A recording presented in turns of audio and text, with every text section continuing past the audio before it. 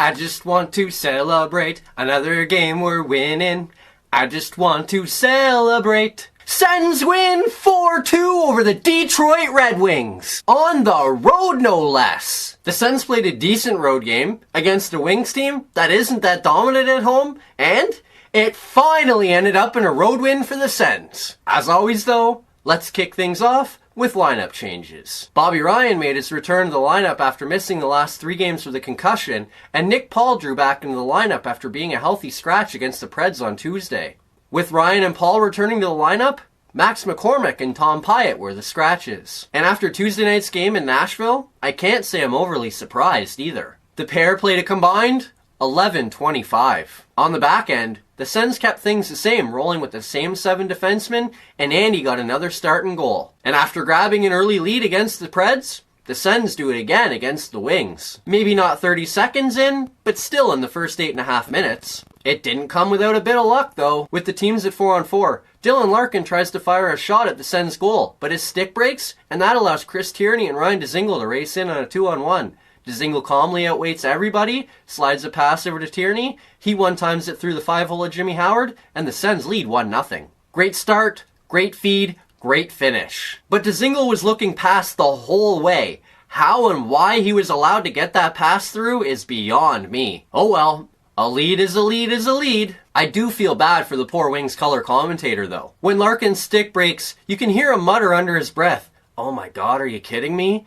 And then when the puck goes in, oh my god. He was already having a difficult time, and we're not even 10 minutes in. And right after the Sens score, Eric Bergdorfer's penalty expires, and the Sens have a power play with a chance to make it 2-0. Sure enough, Mark Stone bangs home a loose puck, and it's 2-0. This is a bit of an interesting one. The referee on the ice calls it a goal, but you never actually see the puck go in. The Red Wings challenge, and maybe it's just the negative Nancy in me, or maybe it's the fact that Ottawa always seems to be on the losing end of these, but I immediately assumed that the goal would be called back. But here's the thing. The call on the ice is a goal. There's no evidence to prove the puck ever went in the net, but there's also no evidence that proves the puck definitively didn't go in the net either. Alas, after a lengthy review, the goal is called back. I can't say I'm overly upset by the call. As I say, it was close, and you couldn't ever see the puck go in. But the call on the ice was a goal, and you couldn't prove that it didn't go in either. It was interesting to me that they needed to prove that it was a goal,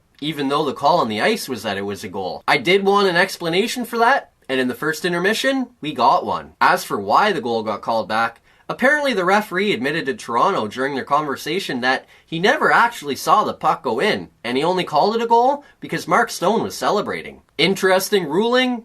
I guess fair enough, but it still seems like a bit of a flimsy argument to me. I guess the argument is the referee changed his mind? Regardless, the goal doesn't count, and the Sens still lead 1-0. Fortunately, the disallowed goal doesn't deflate the Sens, and they make it 2-0 a few minutes later. Chabot steps off the ice, Colin White feeds him the pass, Chabot with the shabomb, and the Sens lead 2-0. Chabot's blast flies over the arm of Howard. The poor guy. That was a rocket. And this one, there's no doubt that this one will count. And that's a big time goal, as it gives the Sens a little breathing room. And as it turns out, they'd need it. Right before the end of the period, Cody Ceci steps up on a pinch knowing he has Zach Smith backing him up, and it costs the Sens a goal. Smith picks up the puck and either sends an awful pass or a complete miscommunication because he throws it in front of the net and Chabot is standing behind the net waiting for the pass. Rasmussen picks it up and slides it over to Bertuzzi. Bertuzzi feeds Glendening and he fires it off the post and by Andy, and just like that, Ottawa's lead is cut to 2-1. Like I said,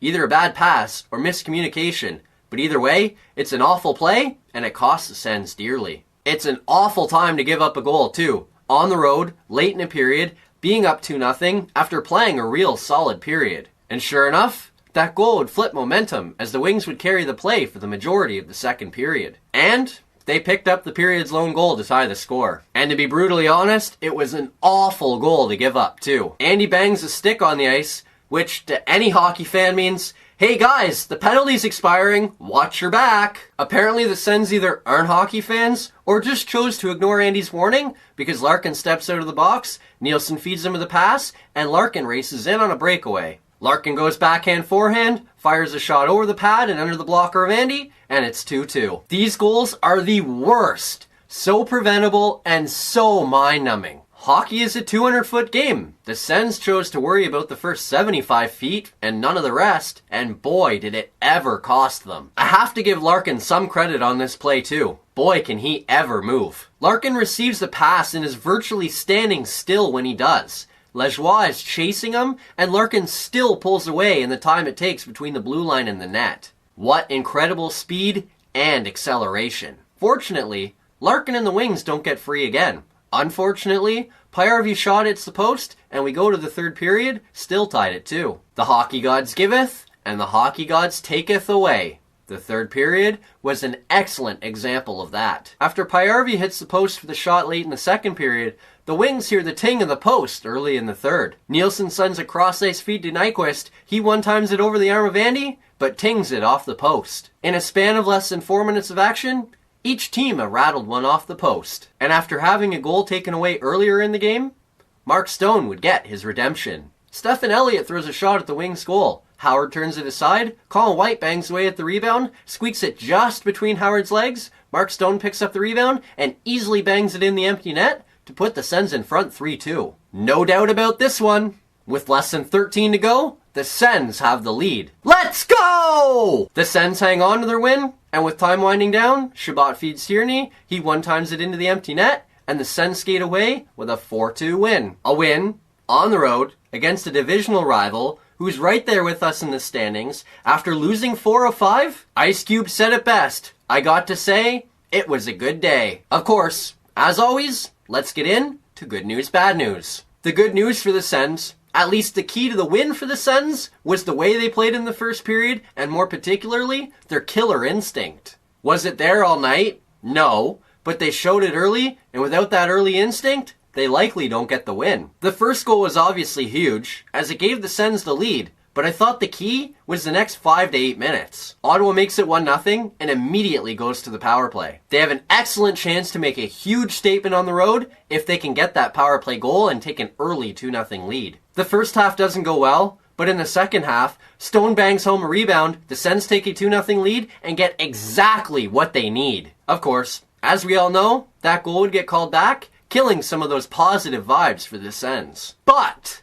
they didn't let that affect them and dropped a shabomb on the Wings a few minutes later. Getting a power play goal, having it called back, and responding with a goal to make it 2-0 anyway. Just perfect. Of course, they would fumble that away with a couple of really ugly plays, but at least they would answer back again. But like I said to start the segment, early, the Sens showed some killer instinct, built a lead, and gave themselves a nice cushion on the road. And that is good news. Now, for the bad news. The Sens made some boneheaded plays, and that is the bad news. And I'm not talking, oh come on, you can be better than that. I'm talking mind-numbingly boneheaded. The first Wings goal, you could call it an unlucky pass or some miscommunication, and that might be fair, but only to a certain point. The problem is, the pass wasn't even close to Chabot. He missed him by several feet.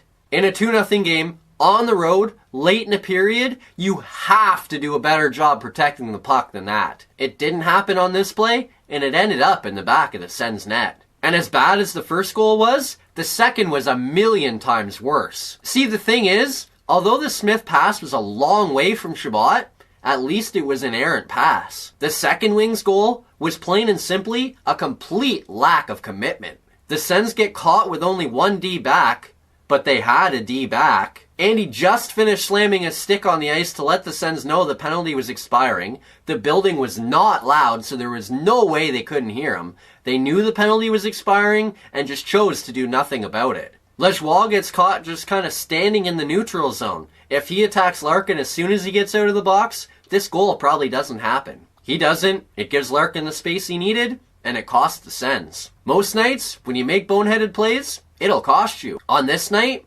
fortunately, the Sens managed to win anyway. Ottawa did make some boneheaded plays though, and that is bad news. Next up, the Sens head to Montreal tonight, where they will wrap up their 4-game season series. The Habs lead the season series between the two teams thanks to their home-and-home sweep of the Sens by matching 5-2 scores last week. The Sens, meanwhile, picked up their lone win of the season series in October, winning 4-3 in overtime on home ice. Honestly, I hate the Habs, and I'm very glad this is the end of the season series. Ottawa has just 2 wins in their last 10 games against the Habs, who are 8-1-1 in those games. Even better than that, neither of those 2 wins came in Montreal. The Sens have lost 5 in a row in Montreal and haven't won there in over 2 years. Not only would a win be nice because, well, I hate the Habs, and it would be nice to snap that losing streak, but the Sens really need the points in the standings as well. The Sens currently sit 5 points back of the Habs for the East final playoff spot, so a loss would be crushing for their playoff hopes. A regulation win pulls the Sens to within 3 points of the Habs for the final playoff spot,